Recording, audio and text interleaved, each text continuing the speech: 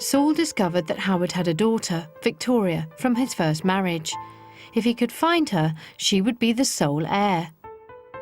On a submariner's website, he came across a woman looking for Howard Soberg, who she said was her father. Could this be the missing daughter Saul was looking for? Her screen name on this forum was Vicky T. And I was thinking, well, I can't find her under the name Soberg. And then the light bulbs went in my head and I realised that the deceased first wife had remarried a gentleman named Tilson. And that led me to think, right, well, maybe Victoria took her stepfather's name of Tilson. So I looked her up under Tilson, and there she was in Barnsley. Saul prepared himself to deliver the sad news to Victoria.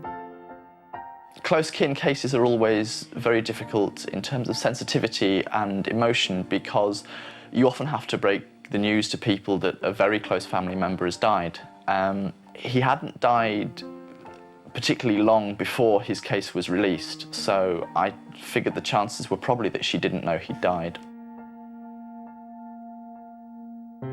At his Liverpool office, Saul had found an address for Victoria in Yorkshire, but no phone number. So he decided to drive to her house. But it was December and there was heavy snow. It took me in the end 3.5 hours to drive 23 miles just to get out of Merseyside. And I was sitting in the car the whole time, thinking this was a fairly easy case for me to solve, which means it was probably fairly easy for the competition as well. In total, his journey took him 5 hours, but finally he arrived at Victoria's house. Her partner was there, and he told me, incredibly frustratingly, that she was 3/4 of the way to Shropshire to go to a business meeting. So what he kindly did was rang her up on her mobile. That left me with the heart-wrenching job of having to tell this lady over the phone in a car that her father, who she had been searching for, had passed away and she'd failed in her quest.